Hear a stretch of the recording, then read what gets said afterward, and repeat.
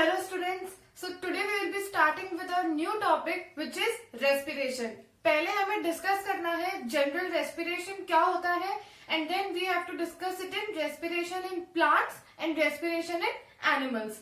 Let's start with the basic definition की respiration की definition क्या होती है. तो it is the breakdown of glucose in the presence of या with the help of oxygen to release energy. Mainly हम ये सब काम एनर्जी के रिलीज के लिए कर रहे हैं और साथ ही साथ हमें मिलते हैं CO2 एंड H2O. ठीक है, तो ग्लूकोज का ब्रेकडाउन हो रहा है ऑक्सीजन की प्रेजेंस में जिससे हमें मिल रही है energy, carbon dioxide and water. This is the complete reaction, basic reaction of respiration. अब हमने डाइजेशन में पढ़ा था कि जो कॉम्प्लेक्स कार्बोहाइड्रेट थे वो डाइजेशन की हेल्प से सिंपलेस्ट फॉर्म में कन्वर्ट हो गए थे ग्लूकोज. ठीक है, तो डाइजेशन में क्या हुआ था, कॉम्प्लेक्स सब्सटेंसेस कन्वर्ट हो गए थे सिंपलर फॉर्म में. अब इस सिंपलर फॉर्म से जो एनर्जी जनरेट करनी है, जो एनर्जी हमें चाहिए प्रोसेस परफॉर्म करने के लिए, लाइफ के जितने भी प्रोसेस होते हैं सबको परफॉर्म करने के लिए जो एनर्जी चाहिए वो आएगी इसके ब्रेकडाउन से. राइट, ये सब काम हम कर रहे हैं एनर्जी के लिए. अल्टीमेट एनर्जी अगर होगी तो ही सारे फंक्शंस परफॉर्म होंगे. तो पहले डाइजेशन से क्या हुआ, कॉम्प्लेक्स सब्सटेंसेस सिंपलर में कन्वर्ट हुए एंड देन रेस्पिरेशन से क्या हुआ कि सिंपलर सब्सटेंसेस और डिवाइड हो गए और ब्रेकडाउन हो गए इनटू इनऑर्गेनिक फॉर्म्स जिससे कि हमें एनर्जी मिल सके. ठीक है, तो ये तो हो गई बेसिक डेफिनेशन रेस्पिरेशन की. अब हमारे पास टू टाइप्स ऑफ रेस्पिरेशन होते हैं on the basis of presence और एब्सेंस ऑफ ऑक्सीजन. मतलब ऑक्सीजन अवेलेबल है या नहीं, इस बेसिस पे respiration is classified into aerobic and anaerobic. ठीक है, तो एरोबिक रेस्पिरेशन में तो ऑक्सीजन चाहिए होती है, ऑक्सीजन की प्रेजेंस में जो परफॉर्म होता है that is known as aerobic. While जो ऑक्सीजन की एब्सेंस में होता है that is known as anaerobic. ठीक है, अब जो एरोबिक रेस्पिरेशन होता है वो मोस्टली सेल्स में परफॉर्म होता है. मतलब ह्यूमंस में होगा, प्लांट्स में हो गया, एनिमल्स में हो गया. वाइल जो एनेरोबिक रेस्पिरेशन होता है वो मोस्टली प्रोकैरियोट्स में होता है और कुछ फंजाइज में भी हम कह सकते हैं, और हम कह सकते हैं यूनिसेल्यूलर यूकैरियोट्स. मतलब कुछ सेल्स में होता है एनेरोबिक रेस्पिरेशन. थर्ड पॉइंट आ जाता है कि एरोबिक रेस्पिरेशन में बहुत high amount of energy release होती है, वाइल एनेरोबिक रेस्पिरेशन में लो amount of energy is released. तो ये तो होगी रेस्पिरेशन की basic definition, complete reaction and types. अब हम आगे देखेंगे कि ये पूरी रिएक्शन के बीच में और क्या स्टेप्स होते हैं. ठीक है, किन तीन तरीके से, किन तीन टाइप के प्रोडक्ट्स मिलते हैं हमें. पहले इसको नोट कर लेंगे फिर हम आगे चलेंगे.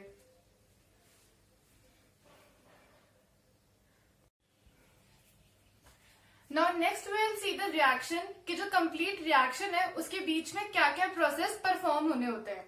अब देखो, चाहे एरोबिक रेस्पिरेशन हो चाहे एनेरोबिक रेस्पिरेशन हो, ग्लूकोज से पायरुवेट तो हर केस में बनेगा ही. ठीक है, किसी भी केस में हमेशा glucose will break down to pyruvate और उसके बाद फिर हमारे पास तीन केसेस आते हैं. तो ग्लूकोज एक 6 कार्बन वाला मॉलिक्यूल है जिसमें 6 कार्बन है, वो कन्वर्ट हो जाएगा पायरुवेट में जो कि 3 कार्बन वाला मॉलिक्यूल है. अब किसी भी चीज का ब्रेकडाउन होगा, कोई नया कंपाउंड बनेगा, मतलब बड़े से अगर छोटा बनेगा, ठीक है, टूट रहा है, चेन ब्रेक हो रही है, तो हमेशा एनर्जी रिलीज होगी. ठीक है, अब ये सारा प्रोसेस परफॉर्म होता है इन दी साइटोप्लाज्म. जो सेल के अंदर साइटोप्लाज्म होता है उसमें ये वाली रिएक्शन परफॉर्म होती है और इस रिएक्शन को बोलते हैं glycolysis. The formation of pyruvate from glucose is known as glycolysis, in which glyco stands for glucose and lysis stands for breakdown. किसी भी वर्ड के आगे अगर बाद, मतलब किसी भी वर्ड के बाद में अगर लाइसिस वर्ड जुड़ा हुआ है तो उसका मतलब होता है ब्रेकडाउन. ठीक है, तो ब्रेकडाउन ऑफ ग्लूकोज, तो इसीलिए इस रिएक्शन को बोल देते हैं ग्लाइकोलाइसिस. अब पायरुवेट बनने के बाद हमारे पास तीन केसेस आ जाते हैं. सबसे पहले तो इन दी एब्सेंस ऑफ ऑक्सीजन, जो कि हमने पढ़ा था एनेरोबिक रेस्पिरेशन. ठीक है, तो तो ये केस हो गया एनेरोबिक रेस्पिरेशन का। तो इसमें पायरुवेट कन्वर्ट होता है into ethanol which is a 2 carbon molecule, carbon dioxide and energy. Ultimately इस एनर्जी के लिए ही ग्लूकोज का ब्रेकडाउन हो रहा है। नेक्स्ट केस हमारे पास आ जाता है इन दी लेस अमाउंट ऑफ ऑक्सीजन, मतलब ऑक्सीजन प्रेजेंट तो है लेकिन उसका अमाउंट कम है। तो उस केस में हमें मिलता है lactic acid which is again a 3 carbon molecule and energy. अब ये रिएक्शन मैंने लिखा है कि मसल्स में होती है, ऐसा क्यों? क्या होता है कि जब बहुत हेवी एक्सरसाइज करते हैं, बहुत ज्यादा वेट लिफ्टिंग करते हैं, तो उसकी वजह से वी ब्रीथ फास्टर, ठीक है, बहुत फास्टली हम ब्रीथ करते हैं, जिसकी वजह से क्या होता है कि जो ऑक्सीजन चाहिए सेल्स में, जो ऑक्सीजन रिक्वायर्ड है ग्लूकोज से CO2 H2 और एनर्जी बनाने के लिए, उतनी ऑक्सीजन नहीं पहुंच पाती, उतनी जल्दी रिएक्शन नहीं हो पाती। तो क्या होता है कि जब ऑक्सीजन कम अमाउंट में होगी तो पायरुवेट जल्दी से लैक्टिक एसिड में कन्वर्ट हो जाएगा, जिससे क्या होगा, एनर्जी मिलेगी। ठीक है, अगर ये बनाने जाएगा तो बहुत टाइम लगेगा और एनर्जी नहीं मिलेगी। इसीलिए मसल सेल्स में जब ऑक्सीजन की अमाउंट कम होती है तब पायरुवेट से मिलता है लैक्टिक एसिड एंड एनर्जी, क्योंकि ये रिएक्शन फटाफट हो रही है। लैक्टिक एसिड का एक नुकसान होता है कि अगर बहुत ज्यादा अमाउंट में लैक्टिक एसिड अगर मसल्स में अक्यूमुलेट हो जाता है, स्टोर हो जाता है, या बहुत ज्यादा लैक्टिक एसिड बन गया, तो उसकी वजह से क्या होता है, क्रैम्प्स आ जाते हैं, जिसको हम बोलते हैं मोच। तो अब मोच किसकी वजह से आती है? जब बहुत ज्यादा अमाउंट में लैक्टिक एसिड बॉडी में इकट्ठा हो जाता है या उस पर्टिकुलर पार्ट में इकट्ठा हो जाता है। थर्ड केस हमारे पास आता है इन दी प्रेजेंस ऑफ ऑक्सीजन, मतलब ऑक्सीजन बहुत इनफ अमाउंट में प्रेजेंस है, उसमें क्या होगा, pyruvate will convert into CO2 H2 and energy, जो कि हमने बेसिक रिएक्शन पढ़ी थी, the end reaction, and products ये मिल जाते हैं। अब ये और ब्रेकडाउन नहीं हो सकते।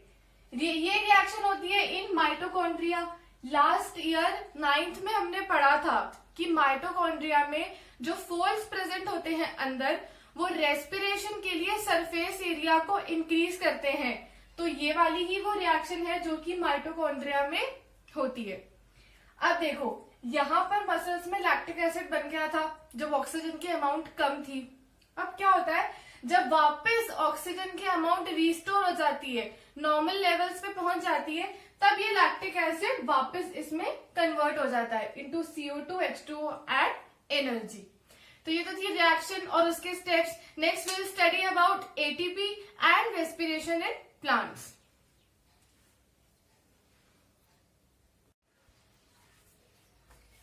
नाउ नेक्स्ट विल सी कि जो एनर्जी रिलीज होती है रेस्पिरेशन की रिएक्शन में, वो काम कहाँ पे आती है, मतलब जिसके लिए हम पूरी कहानी पढ़ रहे हैं कि ग्लूकोज का ब्रेकडाउन हुआ, एनर्जी रिलीज हुई, तो वो एनर्जी जो रिलीज हुई वो कहाँ काम में आई?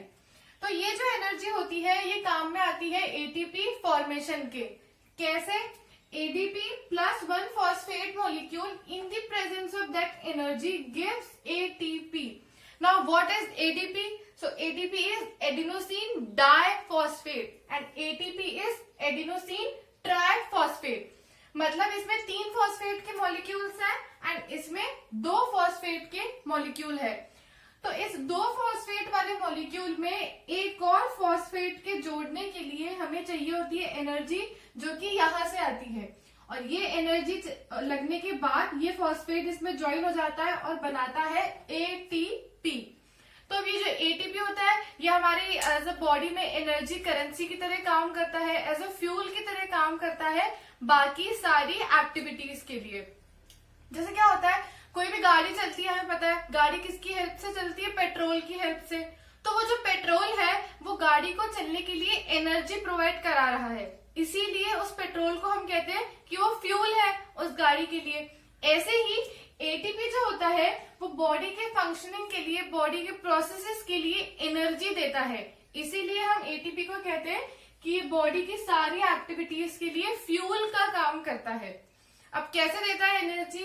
देखो, ATP 3 फॉस्फेट वाला मॉलिक्यूल जब ब्रेक डाउन होगा इनटू ADP एंड फॉस्फेट, मतलब 3 फॉस्फेट वाले मॉलिक्यूल 2 फॉस्फेट वाले मॉलिक्यूल में ब्रेक हो गया और एक फॉस्फेट रिलीज हो गया, तो जब भी ये एक फॉस्फेट रिलीज करेगा एनर्जी रिलीज होगी।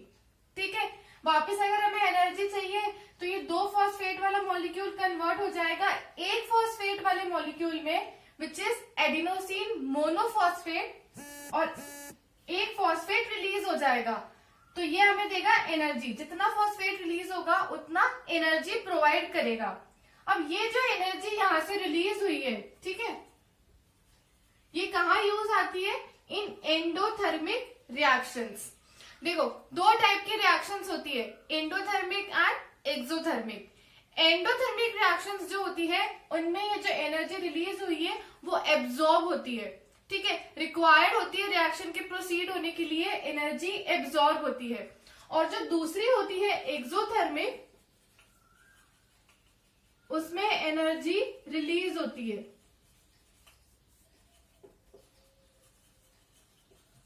ठीक है, नाउ वी हैव अंडरस्टूड कि ये जो एनर्जी यहां से निकली ये सारी एंडोथर्मिक रिएक्शंस में यूज आएंगी। तो ये तो था थोड़ा जनरल एटीपी के बारे में कि जिसके लिए हम पूरी स्टोरी पढ़ रहे हैं, इतना सब कुछ पढ़ा, एनर्जी रिलीज हुई, वो कहाँ काम में आई, तो उससे बना हमारा एटीपी, जो कि अब बाकी आगे के प्रोसेसेस के लिए एनर्जी प्रोवाइड कराएगा। Now next we will be studying about respiration in plants.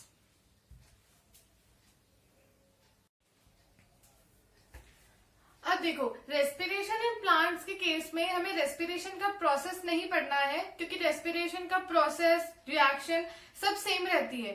हमें प्लांट्स के केस में ये पढ़ना है कि गैसियस एक्सचेंज, गैसेस का एक्सचेंज कैसे होता है। ठीक है, तो गैसियस एक्सचेंज के लिए हमने पढ़ा था न्यूट्रिशन वाले टॉपिक में, जो स्टोमेटास होते थे वो गैसियस एक्सचेंज भी करते थे, ट्रांसपिरेशन भी करते थे। तो उसी स्टोमेटा की हेल्प से होता है गैसेस का exchange by the process of diffusion. ठीक है, डिफ्यूजन हम सबको पता है क्या होता है, movement of substances from higher concentration to lower concentration. ठीक है, अब देख लेते हैं ये कैसे होता है। देखो पहले तो फोटोसिंथेसिस के रिएक्शन में क्या होता है कि CO2 एब्जॉर्ब होता है, मतलब CO2 यूज आता है रिएक्शन में और रिलीज होता है ऑक्सीजन। ठीक है, वाइल रेस्पिरेशन के केस में उल्टा होता है, ऑक्सीजन एब्जॉर्ब होता है, ऑक्सीजन की रिक्वायरमेंट होती है रिएक्शन के लिए, और CO2 रिलीज होता है। ये चीज हमें याद कर लेनी है। देखो अगर ध्यान से देखें हम इन रिएक्शन को, तो इसमें CO2 से ग्लूकोज बन रहा है, वाइल इसमें ग्लूकोज से CO2 बन रही। तो एक तरीके से अगर हम रिएक्शन को यहां से यहां देखें तो रेस्पिरेशन हो जाएगी।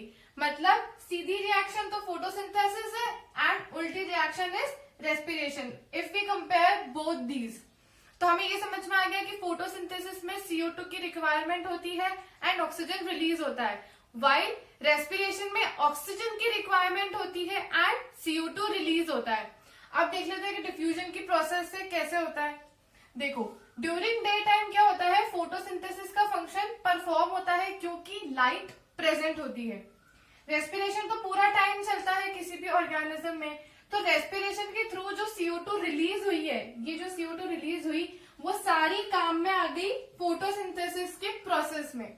उसके बाद भी प्लांट को रिक्वायरमेंट होती है, तो क्या हो गया, अंदर जो CO2 थी प्लांट के अंदर वो खत्म हो गई, इसलिए अंदर कंसंट्रेशन कम है CO2 की और बाहर ज्यादा है। इसलिए सबसे पहले CO2 बाहर से अंदर मूव करेगी from higher to lower concentration, किसके लिए, फोटोसिंथेसिस के प्रोसेस को परफॉर्म करने के लिए। ये तो थी बिफोर फोटोसिंथेसिस की कंडीशन कि फोटोसिंथेसिस से पहले क्या पिक्चर है हमारे पास। अब फोटोसिंथेसिस के बाद में क्या हुआ, ऑक्सीजन मिली हमें। ठीक है, तो जब फोटोसिंथेसिस का फंक्शन परफॉर्म हो जाता है, कंप्लीट हो जाता है, तो स्टोमेटा के यहाँ पे बहुत सारे ऑक्सीजन के मॉलिक्यूल्स इकट्ठे हो जाते हैं और बाहर अभी कुछ भी नहीं है। तो अंदर कंसंट्रेशन ज्यादा है ऑक्सीजन की एंड बाहर कम है, तो substances will move from higher to lower concentration. मतलब ऑक्सीजन अंदर ज्यादा में है तो ज्यादा कंसंट्रेशन से ऑक्सीजन आ गई बाहर एटमॉस्फेयर में, इन द एयर।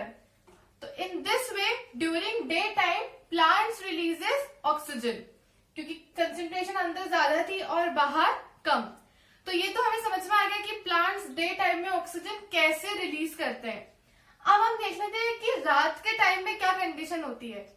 देखो, अब रात के टाइम में फोटोसिंथेसिस तो परफॉर्म नहीं होगा क्योंकि लाइट प्रेजेंट नहीं है। इसीलिए क्या होगा कि जो रेस्पिरेशन में CO2 निकली है वो स्टोमेटा के यहाँ पे इकट्ठी हो जाएगी, क्योंकि ये किसी भी प्रोसेस में काम नहीं आ रही है।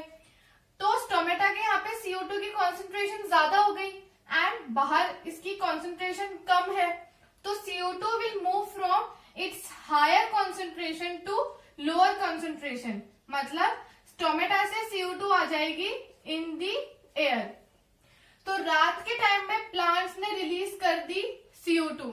इसीलिए जो हम सुनते हैं, जो एडवाइस किया जाता है कि ड्यूरिंग रात के टाइम में, ड्यूरिंग नाइट टाइम प्लांट्स के नीचे नहीं सोना चाहिए, रात में पेड़ों के नीचे नहीं सोना चाहिए, वो इसीलिए क्योंकि पेड़ जो होते हैं वो रात को CO2 रिलीज करते हैं, जिसकी वजह से हमें सफोकेशन हो सकता है। तो ये था हमारा आज का topic, general respiration and respiration in plants, how the gaseous exchange takes place.